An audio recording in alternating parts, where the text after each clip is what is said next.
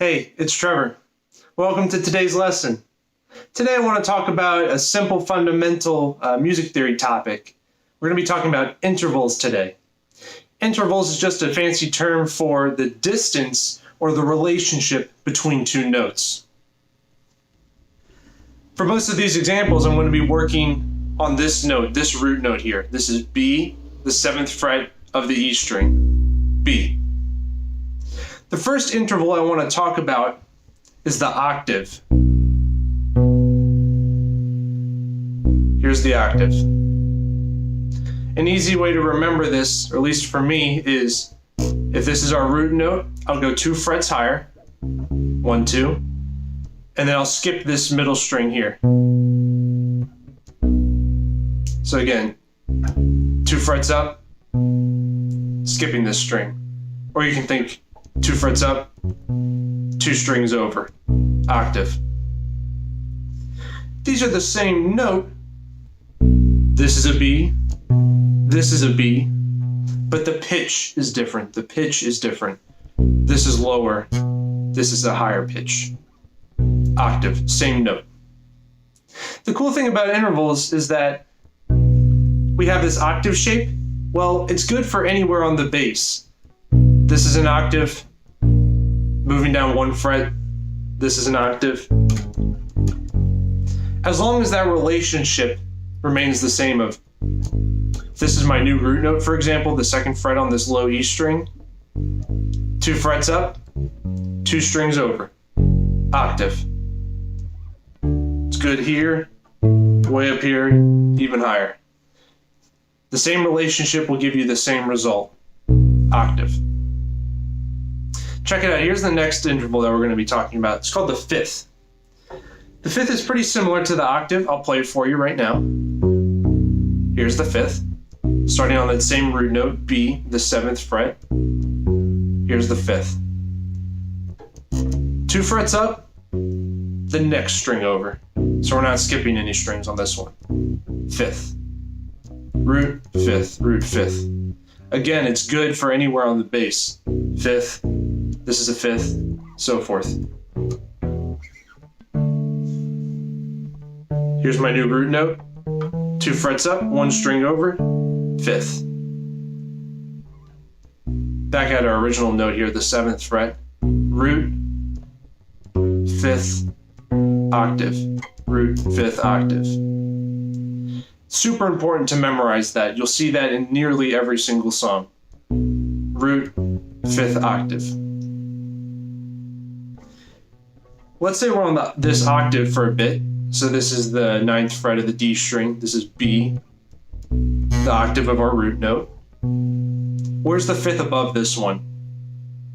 Right here, the 11th fret of this G string. Root 5th. Here's the root again. Where's the root, or the 5th below? 5th below. Root, 5th below. Root, 5th below. Root 5th above. Root 5th above. 5th below. Here's the root. Root, 5th, octave, 5th again, 11th fret.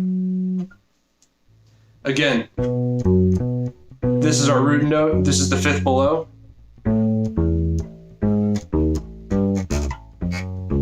It's good for everywhere on the bass. That's super important to remember, that you don't have to memorize multiple shapes or patterns. Once you get it one time, you quite literally got it everywhere. I'll say this a number of times, but I can't stress it enough. Memorizing the physical shape of the interval, whether it's the root, 5th, or whatever we end up talking about, I find that much more valuable than memorizing the note name of it. So I wouldn't stress that knowing this is a B, and the 5th is an F sharp, and the octave is a B, and F sharp's up here.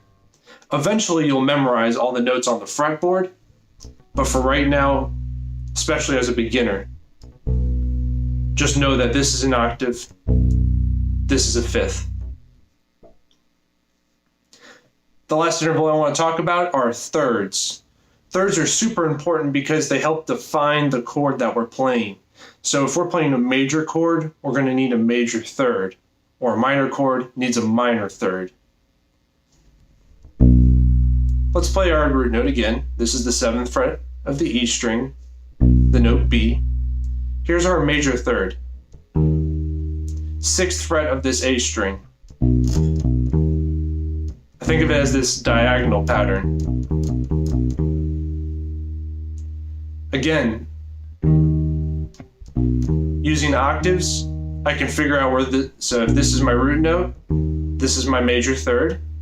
The octave of the major third is this 8th fret on the G string here. Where's the root note? This is my major third. Root note's right here, 9th fret.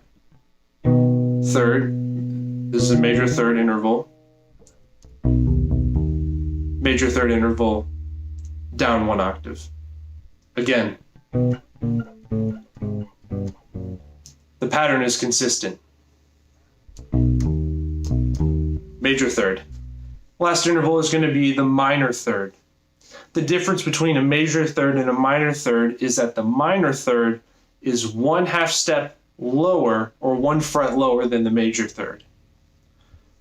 So again, let's start with our root note, the 7th fret on the E string. Here's our major third. Where do you think the minor third is going to be? If it's going to be 1/2 step or 1 fret lower than where we are.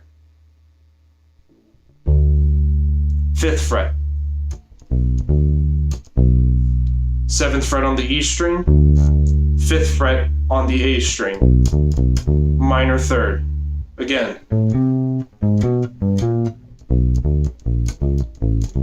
The pattern remains the same. All of these are minor thirds. Let me show you a little exercise to practice root, third, 5th octave. If you were to play all of those notes at the same time, as if you're a guitar player or piano player, that's a chord. Chords are made up of roots, third, 5th, and octave. It can be in any order, so it can be third, root, 5th octave, or whatever you think of. But playing all these notes, that'll give you a chord. And in this case, a major chord, since we're playing the major third.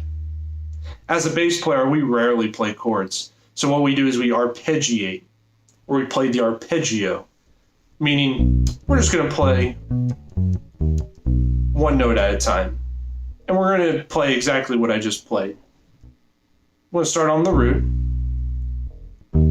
major third, 5th, and octave. And then I'll go down. Octave, 5th, major third, root.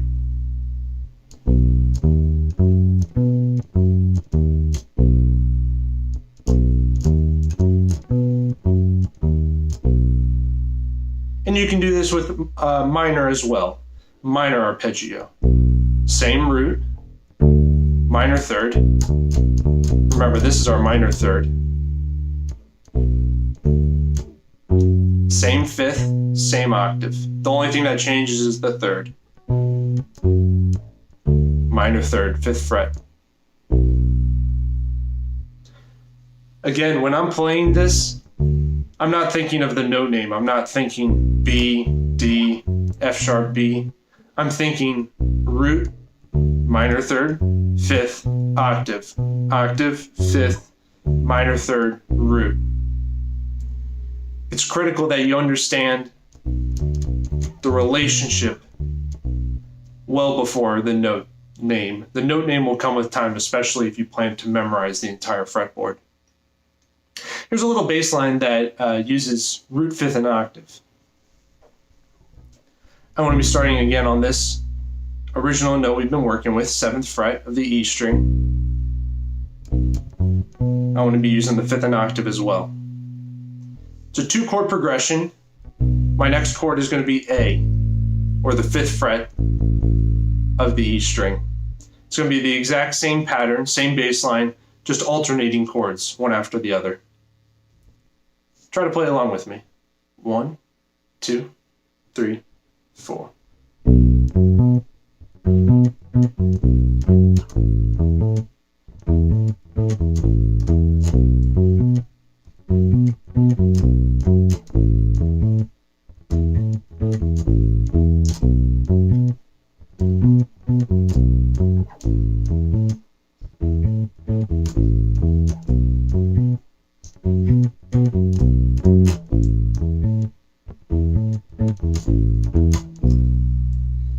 If you found this lesson informative, I'd really appreciate it if you left a like on the video. I'll also be in the comments section below answering any questions you may have. And until then, take it easy.